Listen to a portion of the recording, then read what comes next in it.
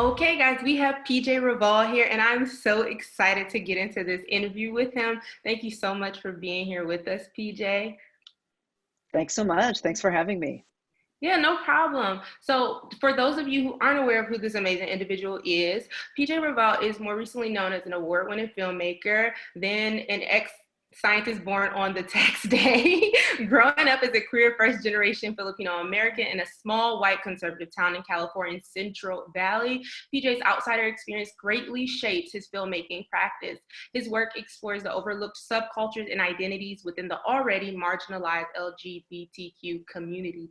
So it seems that you have a huge hand in some of the amazing things that are coming forward in our world today, namely the LGBTQ community and the amazing things that happen with them daily as they elevate as a culture. So that is actually pretty important. So I have a couple questions that I do want to ask you. One of them being that I heard that you call yourself an artivist. Would you be able to explain what that means to our audience, and how does that title affect the films that you create? Do I call myself an artivist? I guess I do. Yeah, I mean I do. I'm just joking. Yeah, I mean for me the term artivist it's a term that I've heard that I kind of like, and it's this idea of art plus activist, right?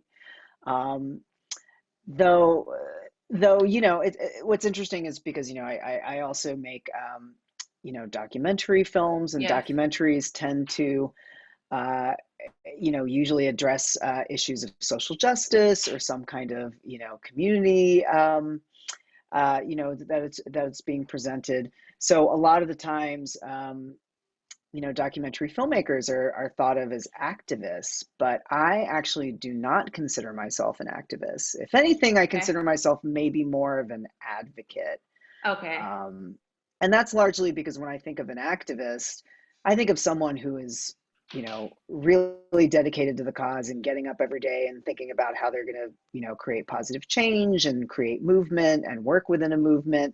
And for me, I think of myself more as, a filmmaker, a storyteller, an artist who is making work that hopefully can showcase the work of someone who's an activist, and maybe work that can be used in a movement, or used by an activist. So in that sense, I do like the term artivist, because I think sometimes when you think of the word artist, right, it doesn't necessarily um, come to mind in terms of someone who's creating work necessarily with social impact in mind, right? I think Mm-hmm. artists in general are obviously making work that address culture, can change culture, but some of us are making work specifically to be used in the field of social impact. So I do like that idea of artivist. I think it's kind of cool to put the two together. Yeah, you should get it tatted. I thought that was really cool. That was a really cool word. No, but so it sounds like what you're saying is that through telling your stories, like activism kind of is a part of that. It is born out of just genuinely telling your stories. Like now that I'm speaking about this marginalized group, it's connecting with other people in that community, other people outside of that community, and then it's growing into a message and a movement. So is that kind of what you're saying? Like you do the art, but then it kind of grows into this thing where other people connect to it. So maybe um like you don't go into it with the mind always of like I'm going to be an activist, you know what I mean? You're kind of going into it like this is a story that's important and it needs to be told, and then people are latching on to that story and it's growing. Would you say, like, kind I of? would say, yeah, to that extent. I mean, sometimes people ask, are you political? Mm-hmm. Right? And usually what I say to that is, I don't see how I cannot be political, Mm-hmm. right? Just as a person of color in this world, as a queer person, we are political beings. Whether or not we consider ourselves political, we are politicized by someone, right? And there's someone who is probably actively working against us. And hopefully, meanwhile, there's also someone actively working with us and trying to expand our rights and preserve our rights. So I do kind of believe like, the personal is political because you can't really separate the two. So in that sense, not to undermine anything I just said, but I do think like anything that is going to be made largely about a marginalized community or from the marginalized communities is going to be somewhat political. And so in that sense, if using that work and sharing that work can further a movement and can let other people understand, an experience maybe outside of their own, then yeah, for sure, it can be considered activist work, right? Yeah. Um, so yeah, so another reason why artivist for me is a cool term. But as I mentioned, like, I don't consider myself necessarily an activist first. Right. I consider myself an advocate. What I mean by that is I'm supporting a lot of things that are happening, but I'm not necessarily creating that movement. But the thing that I am doing is hopefully capturing and sharing the story of the people who are creating those movements. Yeah, so that actually reminds me of the documentary that you did shoot with an Asian American woman of Chinese descent, I believe you said. And Mhm. she was talking about, she kind of was thrusted into this leadership role surrounding anti-gun laws. I believe the documentary was called Come and Take It. And it captured a young Chinese American woman named Jessica Jin, who was just kind of like, because she had something to say, she was pulled into that. So do you feel like you connect, like what I'm hearing you say, do you feel like that kind of is what inspired you to kind of take on that documentary too? Because what I'm hearing you say is that, maybe just like Jessica, you didn't really see yourself as like this person that's gonna go out and take, not necessarily not stand up for yourself, but just like go out and say, I'm gonna start the movement. But like, because you said something, because you created something, the movement kind of followed. So would you say like you identify with this documentary that you worked on? Sure, absolutely. I mean, I'm very interested in personal stories, right? And a lot of the times when we think of social issues, right, we think of the issue, maybe a news headline, we think of information. But for me, what I'm really interested is I'm interested in the stories of people who live through it, right? And how they experience it and interact with it, and how maybe this social issue, affects them personally. So, specifically thinking of this film, Come and Take It, that you're mentioning, it's about a young Chinese American woman named Jessica Jin. And she decides one day, she's a recent college graduate at the University of Texas at Austin, and she decides to protest one day campus carry. And campus carry is the law in Texas that allows concealed firearms, so guns, to be brought onto educational institutions like a university campus. Um, so Jessica sees that and decides that she doesn't agree with it. And she decides to, in her own words, kind of fight absurdity with absurdity, and point out, that you are now able to legally bring onto campus a firearm, but you can't openly carry a sex toy, for instance, right? And kind of pointing out that kind of hypocrisy. So what she does is she creates a Facebook event that kind of draws the attention to that, and gathers a lot of views, and suddenly she's kind of thrust into the spotlight. Um, and for me, what really resonated with that was watching. I mean, like a lot of us, we learn as we go, and so here's an example of someone who creates this, what she even calls this kind of like internet joke that gets some serious traction, and suddenly she realizes she has a platform and she's going to use that platform, right? And for me, there's something really inspirational about that, is seeing people, such as Jessica, um, kind of understand and realize their power, right? And realize the amount of change that they can create, and realize that they can be a force, right? Mm-hmm. And the fact that she's able to do this all on a laptop in the middle of the night from her bedroom, one person, and ends up, creating a movement, I think is really, really inspiring. Yeah, I did. I did check out the film, and I thought that was interesting that it just all started from a Facebook post. And I think, like when you said earlier, like we can't avoid being political. Like it's especially when you're a person of color, especially when you're part of a specific minority group.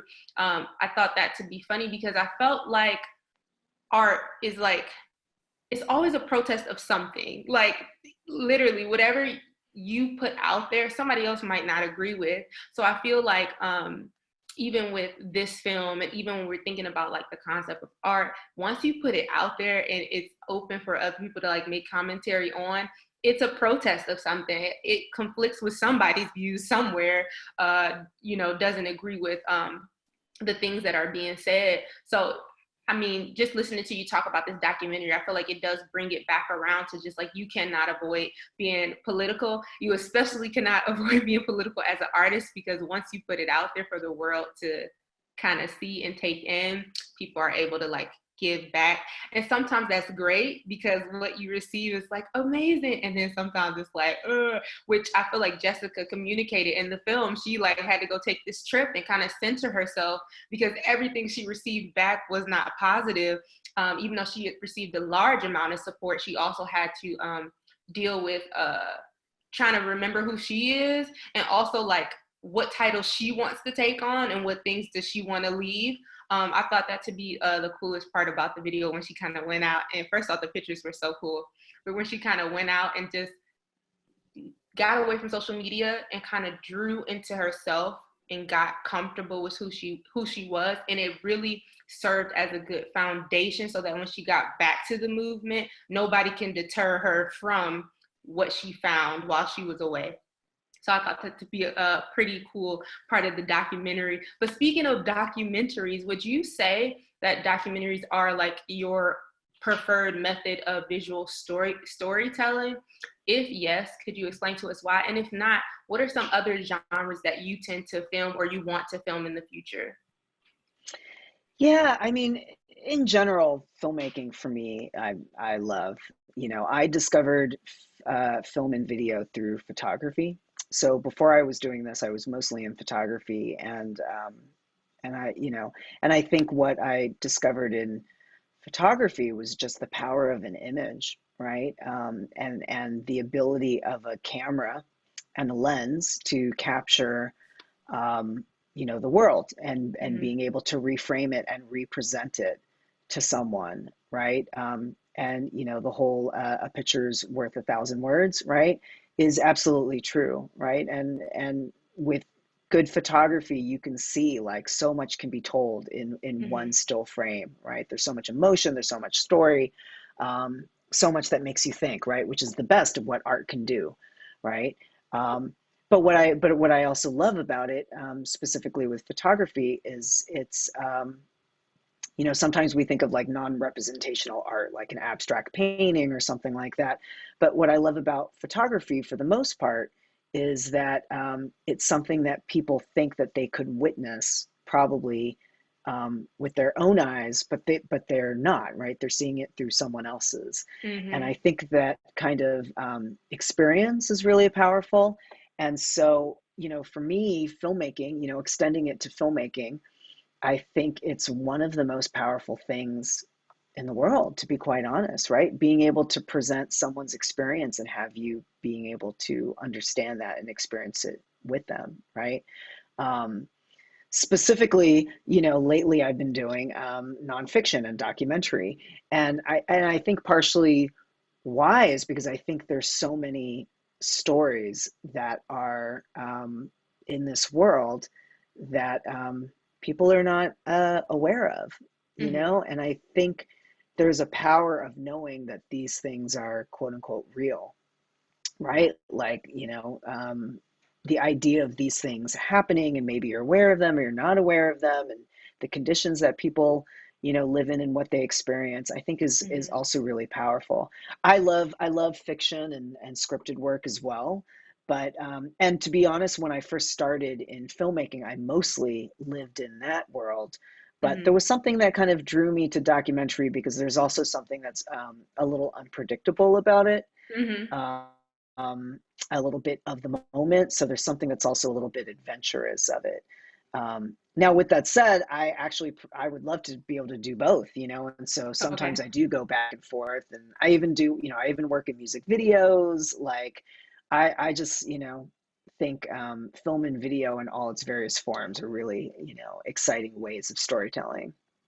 Yeah, you said a lot in that, and I'm gonna try to like to. So I definitely think the whole point of like there are stories that need to be told that we are not all aware of, but they're out there. And I feel like without getting too preachy, kind of we live in a time where like we're all on our phones, we're all on social media, we're all, and we are missing those stories, those things that kind of don't surround around ourselves and you know who we are, you know, because we are kind of in a self-centered space right now where it's kind of all about our selfies and the things we do, and we do miss out on our neighbor's story. Like telling stories about people around me is very important to me too, because I do think we have to be concerned about our brothers, about our sisters. Like we can't bypass the human part of living. And a part of being a human is not just being transactional and being like, you give me this, I give you that, but it's also just entering into people's spaces, kind of trying to figure out who they are and what they say they believe.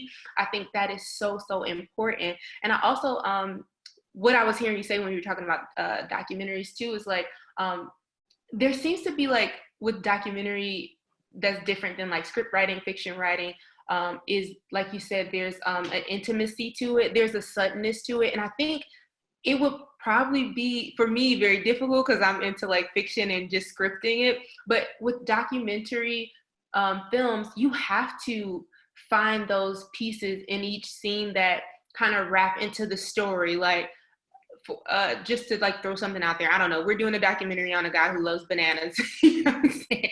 A person who's documenting that has to capture the little things that kind of makes this person who they are and what they say they are. Because you do have that interview aspect where they're like talking to you and telling you, hey, I love bananas, this is what I do. But then when we go and we follow the banana guy, what are some things? And I feel like you said with the photography, that's so important, because it's like, what are the things that this filmmaker is going to zoom in on, or what sound and what experience are they going to create so that you can wholly understand this person? So, I mean, I admire you for even doing that genre, because I do think that, like you said, it takes a good eye, a good ear. I mean, you really have to be concerned with what's going on around the individual so that you can capture that unique story. Sorry, I got very excited. I was like, he touched on so Thank many you. things. Um, You know, would you? one thing I want to you know, follow up on is kind of what you mentioned also is, and I guess I never really thought about it this way, but you know, now that we're talking about it, there's a certain amount of vulnerability that I think Mm-hmm. also happens in documentary because we know it's not scripted, right? So someone is really experiencing that emotion, you know. So you know, kind of going back to when we were talking about Come and Take It, like, you know, Jessica has a very vulnerable moment where she you know, gets some pushback by people she really admires and respects, and we see her really wounded and hurt by that Mm-hmm. you know, by that moment and by that event. But we understand, right, like this is something she will grow from, and this is something she will, you know, she will live through and learn from this experience, but it doesn't make it any less painful and hurtful, Mm-hmm. right? And there's something knowing that this is real, right? Like someone is experiencing this in front of us in real time, that makes it even more so, Yeah. right? I mean, I love great acting, and I think you know, in films where people can really channel that, really what they're doing is probably channeling those kinds of moments that they felt in their lifetime. But in documentary, we're actually seeing that moment Yeah. that they're experiencing it for the first time, right? Yeah. And so there is a certain amount of vulnerability that I think happens, that also maybe it's a little bit egotistical because it is, you know, being the person who's making the film, you feel like this incredible privilege to be part of Mm-hmm. this moment that someone's allowing you to experience with them, right? Like, Mm-hmm. you know, I'm able to go on this journey with someone, and there's something that's really kind of amazing and self-reflective that happens, right? Because even when you Definitely. watch a film and that happens and you think about like, wow, how would I react to this? You know, you're with them while it's happening, you know, Yeah. so you're thinking about it also. So, Definitely. And not to like, I know that like these shows are not exactly documentary films, but they kind of have a little bit of that same tone. Um, I love intervention and hoarders. Like those are my guilty pleasures because uh-huh. they focus on real people in like really Sure. difficult situations. And oftentimes, especially intervention, if I watch like 6 episodes in a row, my head is pounding and my eyes are puffy because it helped me understand addiction in a way that I didn't before. I think I had a very concrete judgment. Oh, you chose that. That's the life you chose. But when you watch intervention and you see the background and what somebody's been through and why they felt like drugs was the only thing that could level them out with their trauma and their pain, you begin to understand addiction in a different way. And I think that is kind of what we're talking about a little bit too.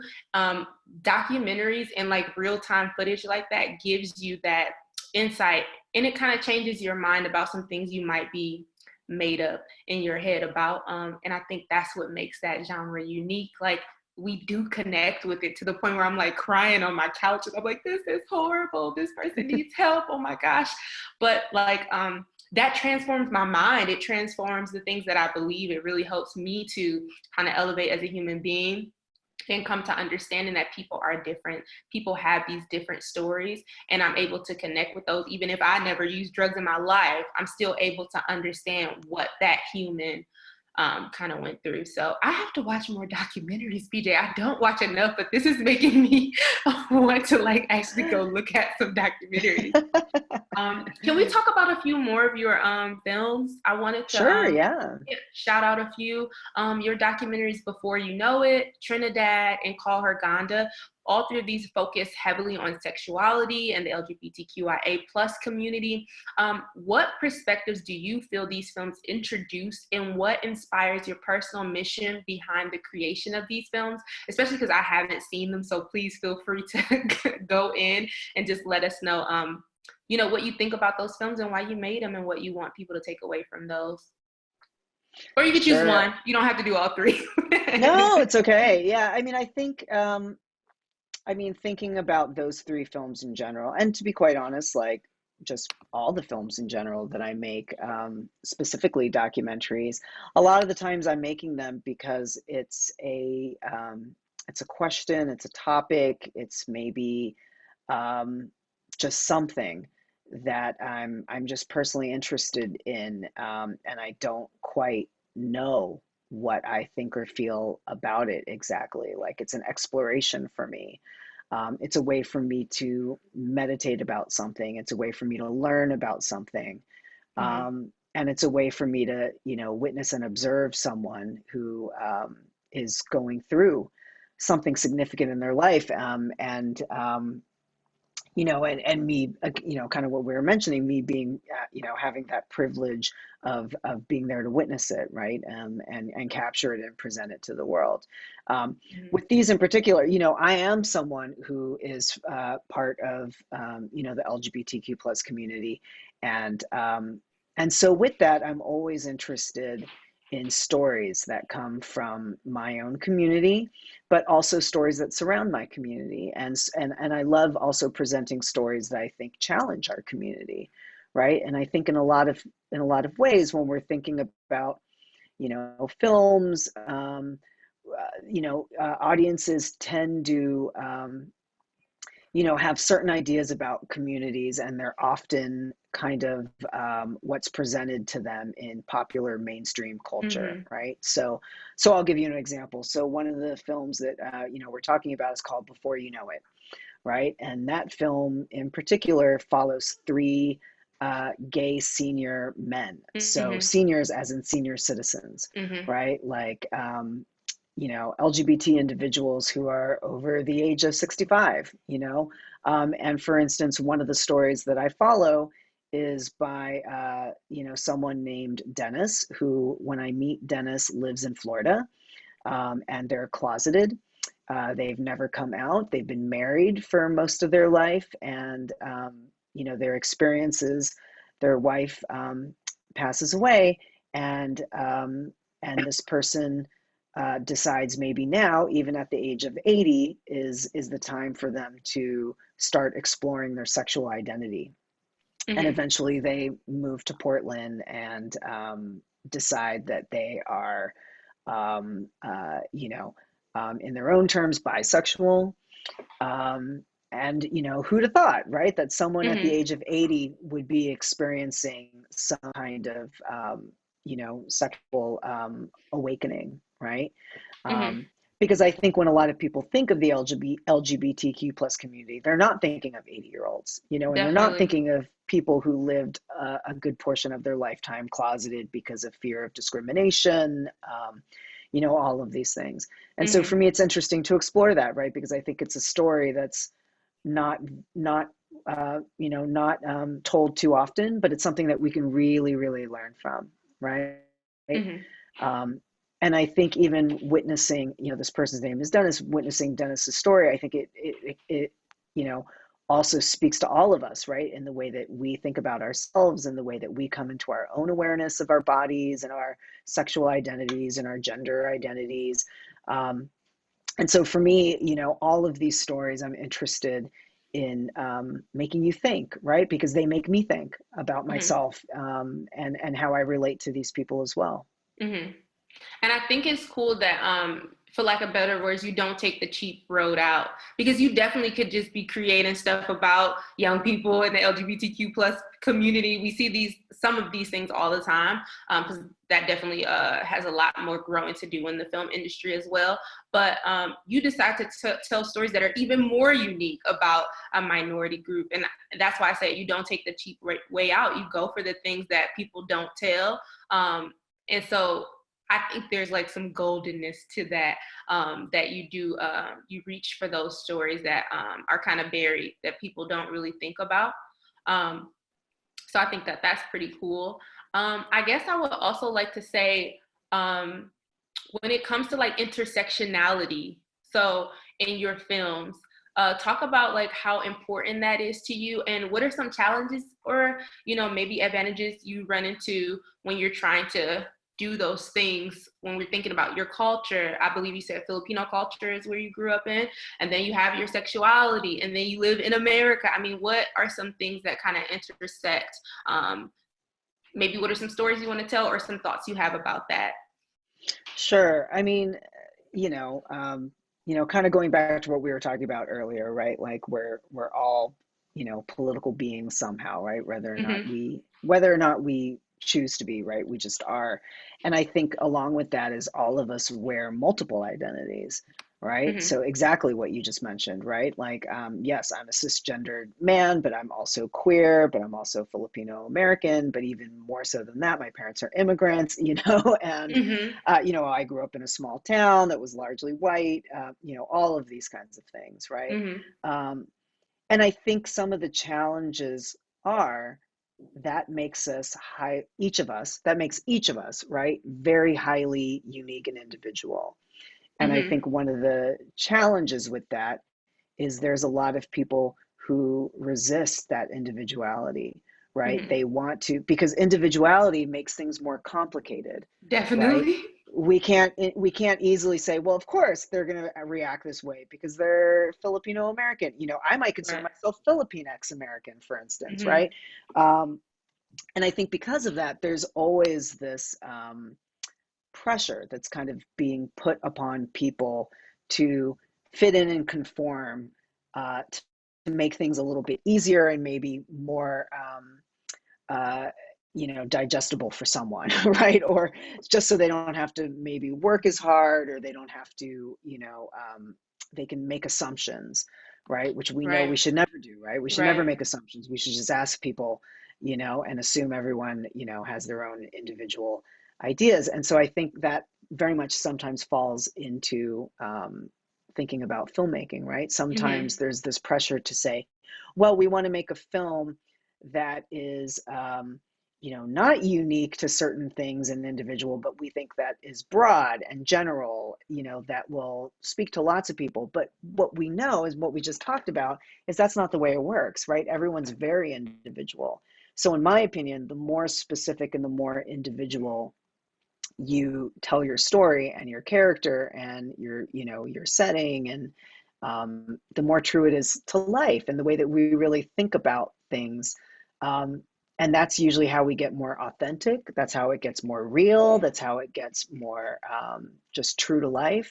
Yeah. Um, but the challenge behind that is sometimes people don't want to openly embrace that, right? So if you say, I'm going to make a film about a queer Filipino American who grew up in California, the answer might be like, well, no, because we don't think the rest of the world will want to see that. They want to see something that's less, not that, right? But again, like, that's how we actually make work that speaks to someone, is we make work that's authentic, right? So it's Yeah. taken me a while to understand that. Mm-hmm. It has been the challenge, right? Because there's a lot of people, specifically for me in the film industry, who maybe don't understand that, or Mm-hmm. maybe are scared of that, Yeah. and so they will push against whatever something I'm trying to do, and it just makes me, to be quite honest, it just makes me push harder to do what I want to do. Right. But it's taken me a while to get there. So yeah, so that's something as we know, we're all kind of very individual and complicated beings, and so we should allow our films to be that too, and the Yeah. characters in that and the subjects that we're following, that, and that, kind of going back to your question, that includes intersectionality, right? Yeah. Like, we can't just say like the LGBTQ plus community, right? Mm-hmm. Because even as we spoke about earlier, like that could be someone who's 80, and that's a Right. very different experience from someone who's 18. Right. Definitely. I think, and this leads into my next question. When you talked about authenticity, I'm a huge, huge authentic uh, fan. And I think also an aspiring filmmaker as well too. So when you're talking, I'm like, yes, yes, yes, I totally agree about telling those authentic stories, no matter how complex and hard they get. It's about putting that out there so that the world can see that that story exists. And I think I want to talk. So we have at Art of Me, we work with young people all the time. We are just trying to create with them, help inspire them to create films too. We're actually working with a group of young people right now on an animation film. And so I want to ask you, like, what you say to the up and coming filmmaker who wants to tell these authentic stories. You kind of touched on it a little bit about the importance of not gelling and being cookie cutter and not doing what people want you to do, but also just taking what you know to be true about yourself and going ahead with those complex stories. But how does one get started? What can you share with us, what you feel like your process is when you are trying to tell one of those complex stories? Do you write it down? Do you record yourself talking? Do you record yourself with your camera? Like, what is your process before you start creating a documentary that kind of uncovers these complex ideas? Just tell us some things that maybe trigger you or helps you stay in the flow and be creative. Sure. I mean, I think exactly what you said, it's a process, right? Mm-hmm. And so understanding that, embracing it, respecting it,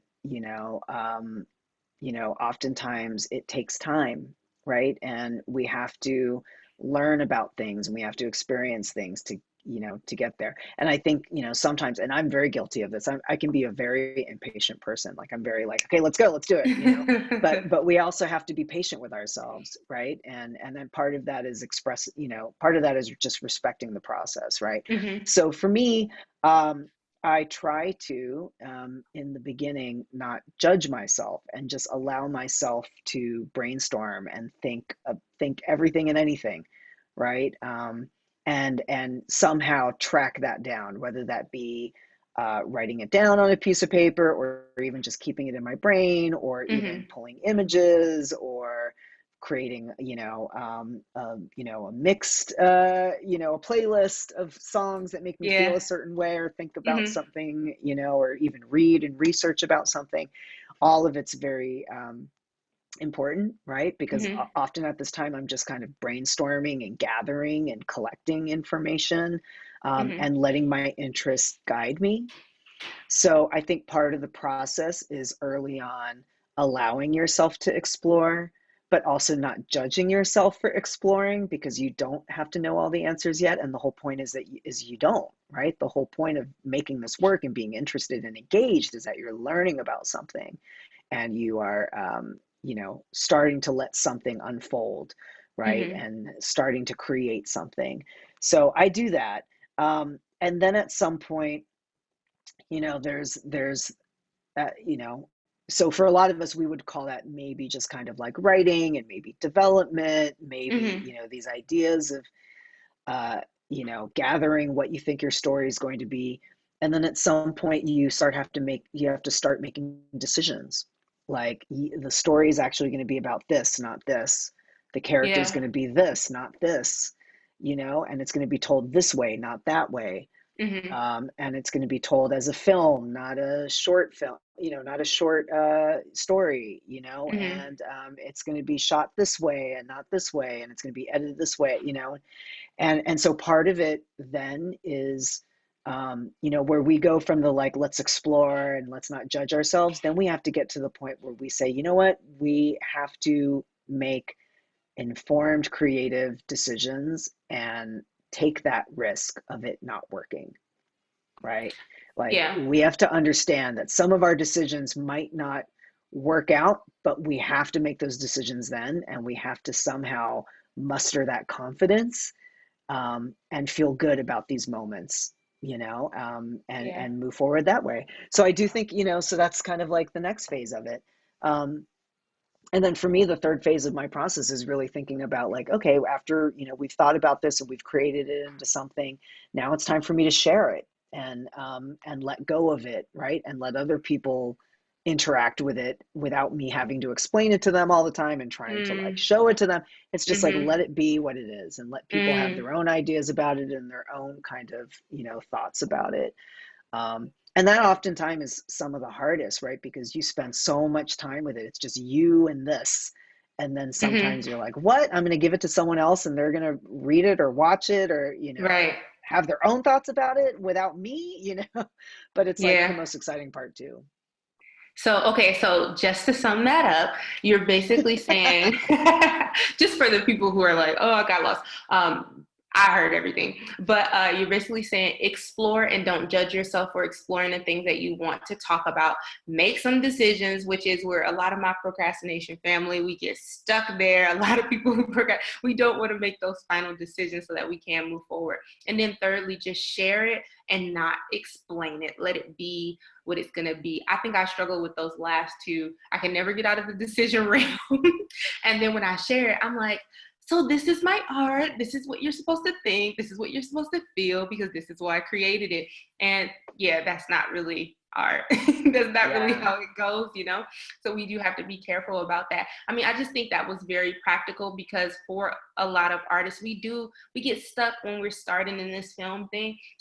We don't know how to like not judge ourselves and just kind of like be like, this is a cool idea, I'm gonna go for it, I'm gonna make some decisions, and then I'm gonna put it out there. And we also we're kind of afraid to take the L's too, a little bit. I think, like, even if it's something that people watch it, they consume it, and they don't feel like it's successful, or it's uh it's something they agree with. I think what we can take away from this conversation that me and you have been having is that it's just important that you got the complex story out there. The complex story out there. It's something that was an individual and important story to you. That's what is the important part about it.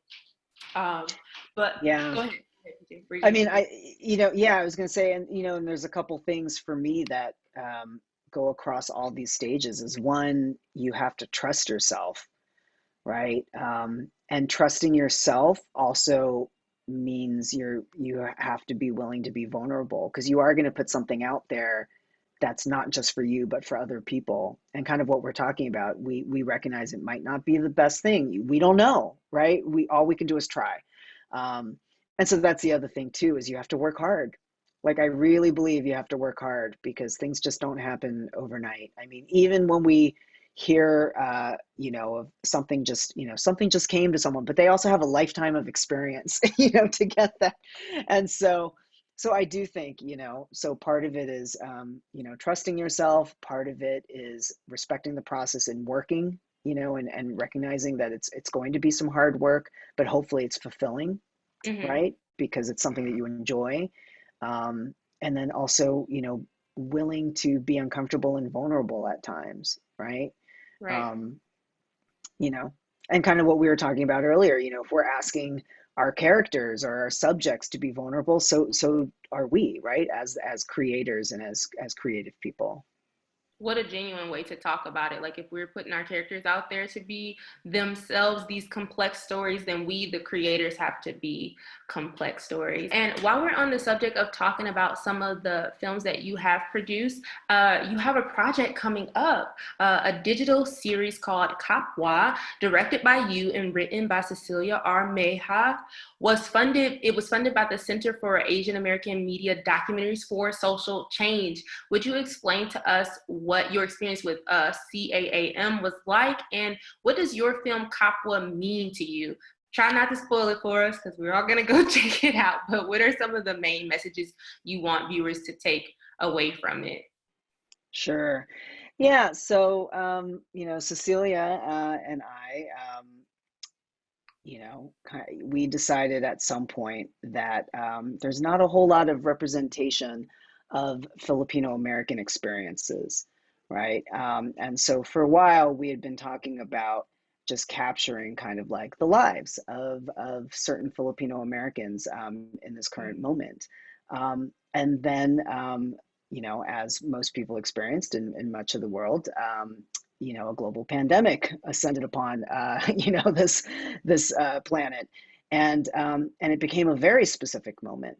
So then we started thinking about how people are experiencing this, specifically Filipino Americans, and what are some of the critical conversations that are being inspired, amongst themselves. So we came up with this digital series, which is what we're calling Kapwa. And for those of you who are not familiar, Kapwa is a term that in the Philippines refers to togetherness. We might even think of it as kind of like an unbreakable bond between Filipinos. So that even means people who have moved to the United States, right? Mm-hmm. Um, and I think for us, it's a way of thinking about this series that this current global pandemic have really pushed people to very extremes, right? And Mm-hmm. it's a moment where we see a lot of differences also happening, right? Mm-hmm. People have very different political viewpoints, and sometimes the differences are within families, yet hopefully, as family, they don't let the political differences divide them, right? Mm-hmm. Maybe there's a way for them to recognize it, but not be divided by it. And so our series is looking at the experience of several Filipino Americans. Specifically, our first round of the series looks at women in Texas Oh, and how this moment is really inspiring certain conversations between them and their family members. cool. So when you say this moment, you're just talking about like the political environment here in America and everything that's been Abs- like intense during the pandemic and stuff. Absolutely. Like one of the stories we follow is about a young woman named Lauren, for instance, who, her episode, we follow her as she experiences her college graduation, which, because of everything, is, online. And so she travels back home to be with her family and experience her quote unquote Zoom graduation. Mm, um, and that moment actually inspires a lot of important conversations between her and her family, because here's someone, as this young woman who's graduating into the world with all these pressures of feeling like she has to get a job and know what she's doing in her life, when realistically the whole world right now is just trying to figure out what's happening. yeah. And some of the mental health issues that comes along with that, and being able to discuss that openly with your family. So so that's an example of one of the stories that we're looking at. Oh, that just made me want to watch it because I think right now more than anything in these uncertain times, we really need to tell stories about what it's like to live during this pandemic. And so I'm definitely intrigued and cannot wait to see the digital series Kapwa come into full form. Thank you so much for sharing that with us, stories. Yeah. PJ, this has been a joy. We are so happy that you decided to talk with us here at Art of Me. Before we go, can you just let us know where we can connect with you on social media? Sure. Yeah, I'm all over social media. So you can, my handle's just my name, PJ Raval. That's PJ Raval. So you can find me there. You can go to my website. I'm on Instagram. I'm on Twitter. I'm on Facebook. I'm on all of those things. Okay, thank you so much for coming and just expressing yourself and helping us all to be better artists and be better storytellers with just telling us your process.